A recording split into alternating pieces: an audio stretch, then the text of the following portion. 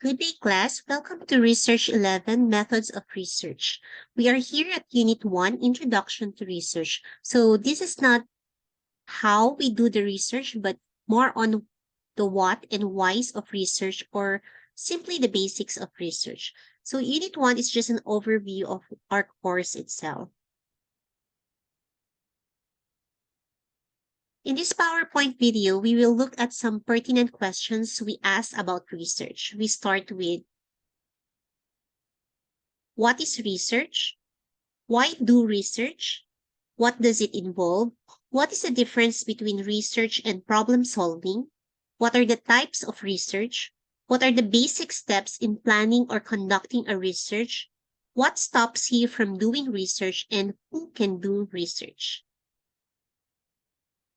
According to Neil Armstrong, in much of society, research means to investigate something you do not know or understand. Of course, you know him well as the first person to walk on the moon, but he is actually a university professor. This definition is not wrong, but not also entirely correct. There are some missing keywords to complete the definition of research. To some people, research means collecting data or information. Interpret the word search as looking it up to the internet or going to the library or checking books.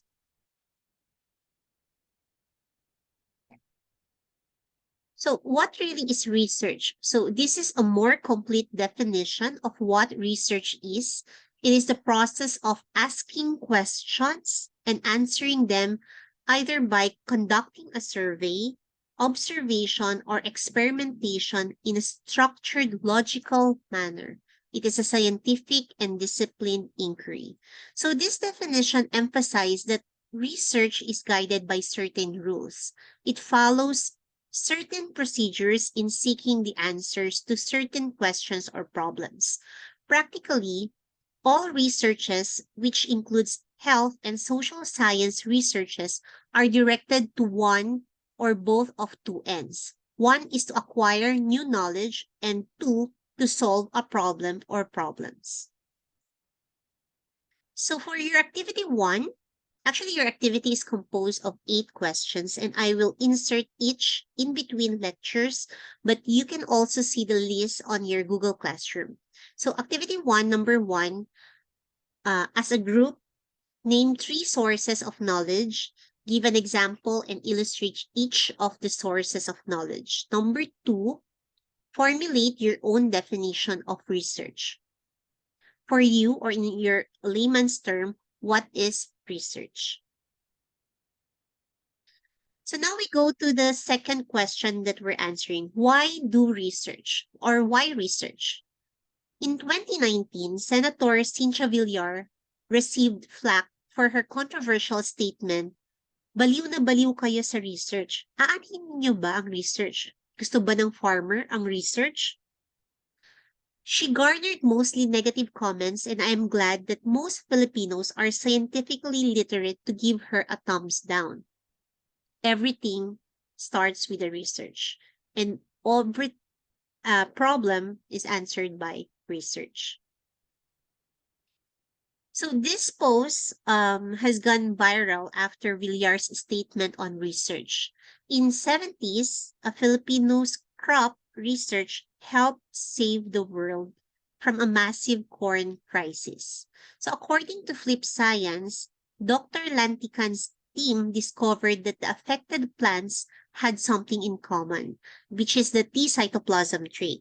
However, when Dr. Lantican and his co-authors revealed their findings, few recognized the value of their research, which changed a decade later when a fungus called Helminthosporium maydis infected U.S. corn with the aforementioned disease. And it was at that moment when the U.S. and the world realized that Dr. Lantican and his colleagues were already on the problem way before it became a disaster or mini disaster. Had sufficient attention been paid to the team's findings earlier, the U.S. corn industry would have been spared from billions of dollars worth of losses. And in other words, farmers' livelihoods were saved, and the world dodged a corn crisis simply because Dr. Lantican and his colleagues were crazy about research. And this is the perfect story to illustrate how important research truly is and that complicated problem of how research findings are transformed into concrete solutions. So, aside from the obvious and blatant purpose of research, which it improves quality of life through products, processes, and means, improves instruction, improves local and national governance and systems, and satisfies man's needs, it also is important for, in the case of educational research, for improvement of instruction, for improvement of local and national governance and systems in the case of research in public administration, for satisfaction of man's needs, like to reduce burden of work such as oil lamp to incandescent bulb to CFLs, for the improvement of quality life, like the products, processes, and means. Examples of this is the Human Genome Project, stem cell research, ED machines, which provides information on trends on healthcare, clinical trials like the COVID-19 vaccine, and new appliances such as your washing machine, convection stove, and CCTVs. So, what does research involve? Or what are the characteristics of research? In your handout, there are 8 characteristics of research. It is important that research must be credible, accurate, valid, reliable, generalizable, empirical, systematic, and controlled. Taken together, these 8 characteristics describe the nature of a research. So I won't dwell too much on this since this is part of your activity. For activity 3, explain 2 characteristics. Activity 1, number 3, explain 2 characteristics of research through a picture, just like this example. So a picture paints 1,000 words. Putting complex words to a picture actually makes it easier to understand. So this picture we have here provides an overview of the fundamental aspects of validity and reliability of research data to assist students when asked to evaluate the validity and or reliability of the data generated from a research scenario. So in this case, I need not to explain, but validity implies the extent to which the research measures and what it is intended to measure. So validity is targeting this center. So in this picture, the goal is the center. So the only valid target here is the last one. Siya lang yung nakatarget ng center. Reliability, on the other hand, refers to the degree to which the research produces consistent results when repeated measurements are made. How do you say you are consistent? That is when I throw the dart, I land to nearly the same spot every time. So in this picture, the first and the last ones are reliable. So this is similar to accuracy, looking at validity, and precision, looking at reliability. Accuracy for validity and precision for reliability.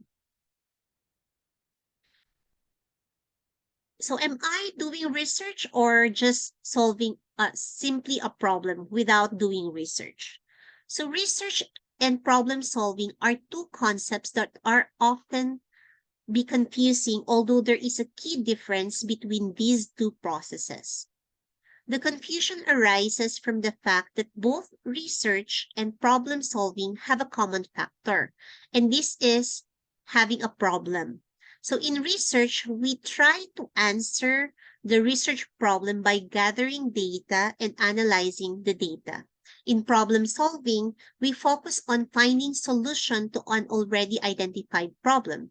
So the key difference between the two is that while in problem solving, the individual already has the necessary information to make the decision or come up with a solution, in research, The researcher needs to gather the information before he answers the research problem. So, for example, for problem solving, 1 plus 1 is a problem given. You can already answer it there and then. So, in research, problems could be what can be done to totally eliminate COVID. So, you need research for that. You need to gather information and analyze the data before you can even answer that certain problem. So number 4 for activity 1, give an example of research and problem solving situations that are related to each other. For example, an educational problem. You make an educational problem that is researchable and an educational problem that is a problem solving situation. Or you can make a health problem, a researchable problem, and one that is a problem solving situation. Next, we go to the types of research. So there are different types and many ways of classifying research. And before a researcher begins to conduct a study, he or she must decide on the type of research. So based on purpose, we can classify research as either exploratory, to explore a new topic, descriptive, just describing what you have there now, describing a phenomenon, or explanatory, explain why something occurs. It can be based on the use. We can classify research as basic or applied. It can be based on time dimension. It can either be cross-sectional or longitudinal. Longitudinal, we can have a prospective and retrospective. And also we can have based on how it is conducted or research technique used, it can be quantitative or qualitative. So the most obvious distinction between quantitative and qualitative researches is in the form of data presentation. Quanti means it presents statistical results represented with numbers, while qualitative research presents facts in a narration with words. So when we go to your methodology, your unit 4, we will talk about the types of epidemiological research, which is a new part of this course since we are into public health. So there are different types of epidemiological research. So for your number 5 for activity 1, make a table for the types of research, what it is, how is it done, what are the goals, and if there are categories under them. Next, we go to what are the basic steps in planning and conducting a research. Maybe you've already seen this flow already that in conducting a research, we start with an observation or a question, then we research or find out more about it and predict the outcome of the problem. Then we experiment to collect data. And finally, we analyze and conclude. So these steps are more or less it, just like the steps from other sources written in your handout. But what I want to highlight is this is not a linear process. It is not a straight line. Going to observation, doing the observation, and an experiment and the conclusion. This is what it really looks like. This part. So in conducting a research, we start with picking a topic or identifying a problem area. So you pick a topic, usually 3 topics, and then you survey the literature relating to it, narrowing down the topic, then again surveying the literature again to look at problems and gaps, and then TV. You open ang TV?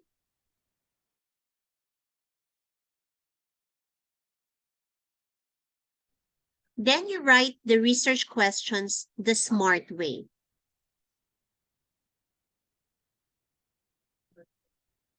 So after that is you go to topic evaluation. For the topic evaluation, this can be through a panel or self-evaluation. I will be sharing to the class rubrics on how you can evaluate your topics when we get to Unit 2. So if it is a yes or if it is a no, you start again. So the first part here is already not a linear process. You will be going in circles, round in circles, especially if you don't have the correct topic. This is the hardest part, actually, the first part where you always receive a no and a no and a no. Then if a topic is approved, go ahead at this part to formulate the conceptual framework of the research paradigm and formulate a testable hypothesis and define basic concepts and variables. So we also define here already the scope and the limitations.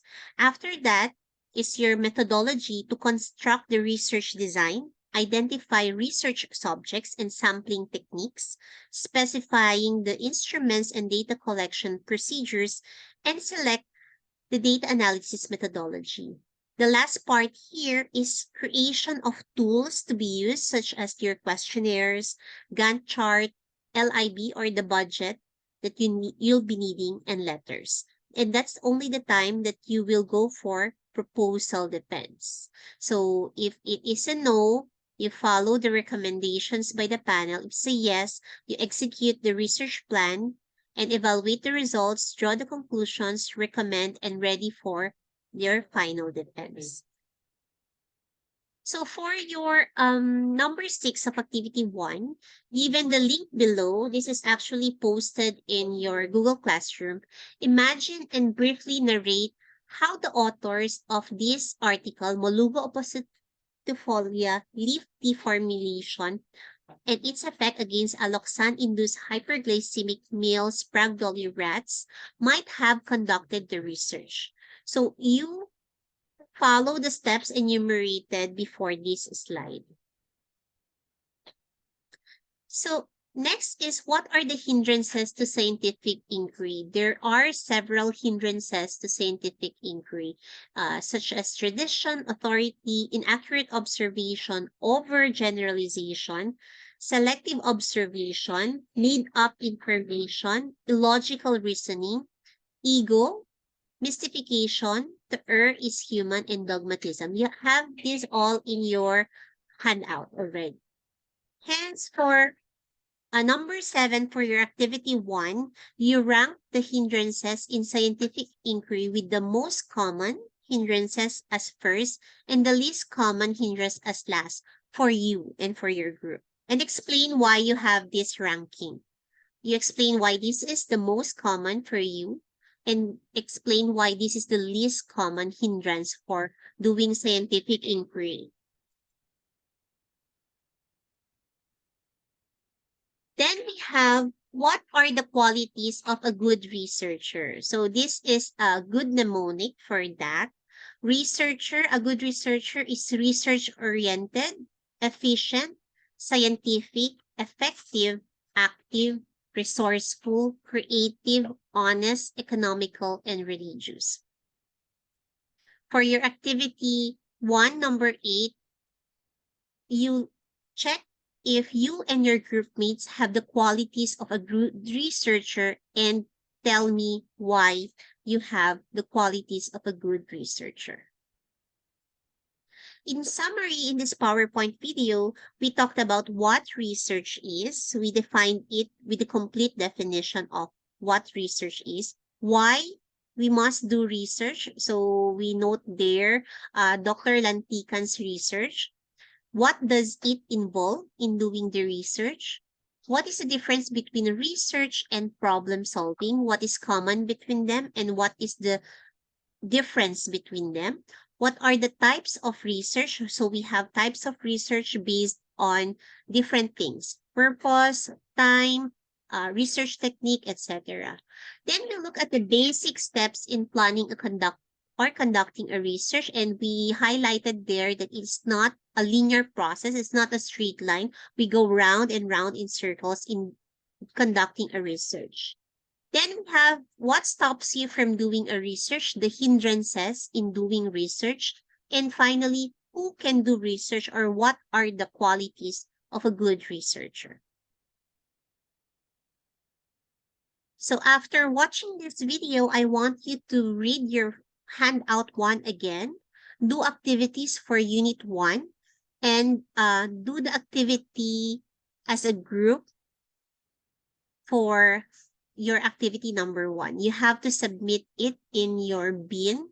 One, or the leader na lang, yung magsasubmit ng activity one nyo. It must be in I want it handwritten and scanned in one file only as PDF file. You name it your group remove the surname na lang. Res 11, group 1, and activity 1. So kindly disregard here. Res 11 underscore group 1 underscore activity 1. So that's it for the basics of research. Thank you for watching.